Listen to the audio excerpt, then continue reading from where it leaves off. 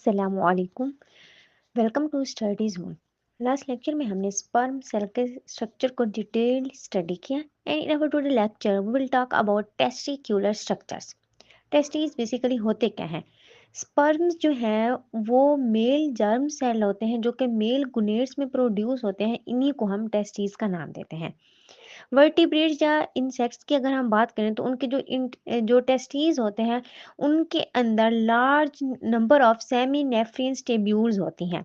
ये जो semi नेफ्रियंस tubules होती हैं ये फिर फर्दर कॉमन डेथ में जाकर ओपन होती हैं, जो कि मैच्योर स्पर्म की को लीड कर रहा होता है एक्सटीरियर की तरह। तो टेस्टिकुलर जो स्ट्रक्चर है ये फिर फर्दर 3 सेल्स पर कंसिस्ट कर रहा होता है या फिर ये कंपोज्ड होता है फर्दर 3 सेल से। जो पहले पहले हैं उनको कहा जाता है प्री मॉर्डियल जर्म सेल या पीजीसी या स्पर्म मदर सेल्स का नाम भी हम देते हैं। दूसरे जो इनके सेल होते हैं इनको सर्टुलाई सेल कहते हैं और जो तीसरे होते हैं वो लीडिंग सेल्स होते हैं। कुछ सोमैटिक सेल्स ऐसे होते हैं जो कि मिटोसिस से मिलकर बने होते हैं, लेकिन वो मिओसिस का प्रोसेस भी कर सकते हैं। For example primordial germ cells हो गए। इसी तरह से जो स्पर्म्स है वो भी इन्हीं से प्रोड्यूस होते हैं। तो फर्दर इसके स्ट्रक्चर में अगर हम इनकी सेल्स की डिटेल स्टडी करें तो सबसे पहले हम डिस्कस करते हैं प्रीमोर्डियल जर्म सेल्स, जिन्हें पीजीसी या फिर हमने स्पर्म मदर सेल्स का नाम दिया। ये बेसिकली क्या होते हैं?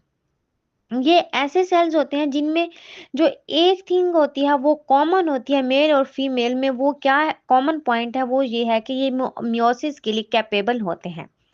अच्छा, अगर हम इनके डिफरेंस देखें कि मेल और फीमेल में इन पीजीसी या प्रीमोर्डियल जर्म सेल्स के दरमियान में डिफरेंस क्या होता है, तो जो मेल्स हैं उनमें पीजीसी डिवाइड होता है मिटोसिस के प्रोसेस के थ्रू, और ये फिर फर्दर फीमेल पीजीसी की कॉपीज बना रहे होते हैं जो कि मिटोसिस के प्रोसेस में फर्दर जो है वो रेप्लिकेट नहीं हो सकती, और जो नंबर ऑफ पीजीसी हैं वो फीमेल्स के अंदर जाके फिक्स्ड हो जाते हैं।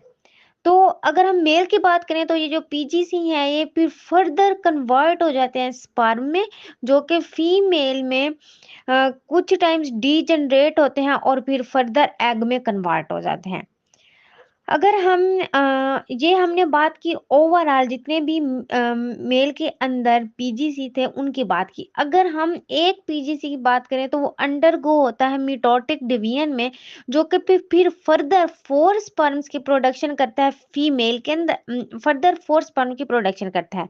लेकिन अगर हम फीमेल के अंदर बात करें तो एक पीजीसी जो है वो एक एग को राइज करता है और इसी तरह से एक एग से फिर फर्दर 3 पोलर बॉडीज बनती हैं।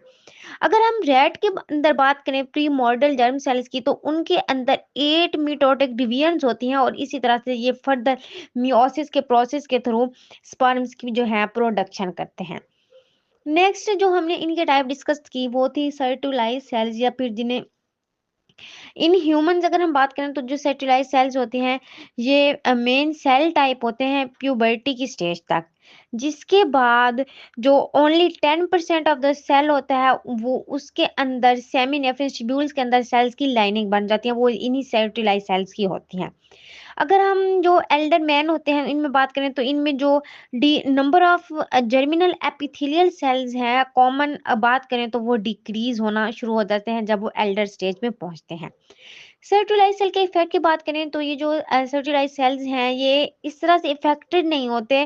कुछ फैक्टर जैसे कि सेंसिटिव जर्मिनल एपिथेलियम में इंजर हो गया या फिर इस तरह के फॉर एग्जांपल अगर ये डिजनरेट नहीं हो रहे और वो एक्सपोज हो रहे हैं नॉर्मल बॉडी टेम्परेचर से, तो फिर फर्दर इनको सर्वाइवल में टाइम लगता है या फिर ये अनडिसेंडेंट टेस्टिस की फॉर्मेशन करते हैं। तो फर्दर अगर हम इनके फंक्शन को डिस्कस करें तो सेटेलाइट सेल्स जो है ये ओरिजिनली स्पोर्टिंग या सेस्टिनिकुलर सेल्स बेसिकली हैं, और इनको आप पॉलीफंक्शनल सेल्स का नाम भी दिया जाता है क्योंकि ये सपोर्ट प्रोवाइड कर रहे होते हैं, फिगोसाइटिक होते हैं और समटाइम्स ये सिक्रीटरी फंक्शंस के तौर पर भी एक्ट कर रहे होते हैं। तो स्पोर्टिव फंक्शन में किस तरह से ये रोल प्ले कर रहे होते हैं? इनमें बेसिकली न्यूट्रिएंट्स होते हैं जो कि डेवलपिंग जर्मिनल सेल्स में इनिशिएट या क्लोज कर देते हैं साइटोप्लाज्मिक प्रोसेस को, और ये ट्रांसपोर्ट करते हैं वेस्ट मटेरियल को स्पर्मेटोजेनेसिस के प्रोसेस के थ्रू ब्लड और लिम्फ वेस्कुलर सिस्टम में, जो कि सेमी नेफ्रियस ट्यूब्यूल्स के अंदर घिरा हुआ होता है। तो इस तरह से ये क्या करते हैं, मेंटेनेंस फंक्शन में सपोर्टिंग के तौर पर भी एक्ट कर रहे होते हैं।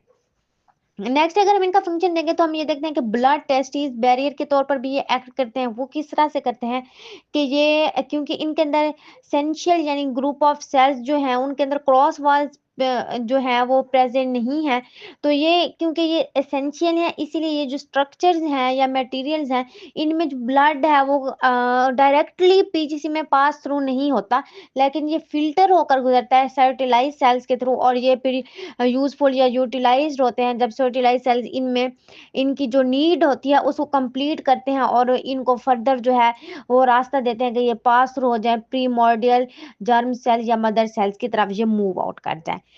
नेक्स्ट जो है हमने बात की कि ये फिगोसाइटिक फंक्शन के तौर पर भी एक्ट कर रहे होते हैं, क्योंकि ये काफी लॉन्ग सर्टिलाइज सेल्स हैं जो कि फिगोसाइटिक या समटाइम्स रेजिडुअल साइटोप्लाज्मिक शेड में इन्होंने मैच्योरिंग स्पर्मेटिड में ये स्पर्मियोजेनिसिस के तौर पर भी एक्ट कर रहे होते हैं। तो इसीलिए ये फिगोसाइट या किसी भी सेलुलर मटेरियल में ड्राइव होते हैं जो कि फिर फर्दर कंप्लीट स्पर्मेटोजेनिसिस का प्रोसेस करता है। सिक्रेटरी फंक्शन के तौर पर किस तरह से एक्ट कर रहे होते हैं कि हमने बात की कि मेल एम्ब्रियो जो है उसमें एट अबाउट 8th या 9th वीक जो होता है फीटल डेवलपमेंट का, उनमें सर्टुलाइज सेल जो है वो सिक्रिएट करते हैं मुलेरियन इनहिबिटरी सब्सटेंस जिसे मिस का नाम भी दिया जाता है MIS। तो ये सोचा जाता है कि ये सुप्रेस करते हैं further development Mullerian duct system के अंदर।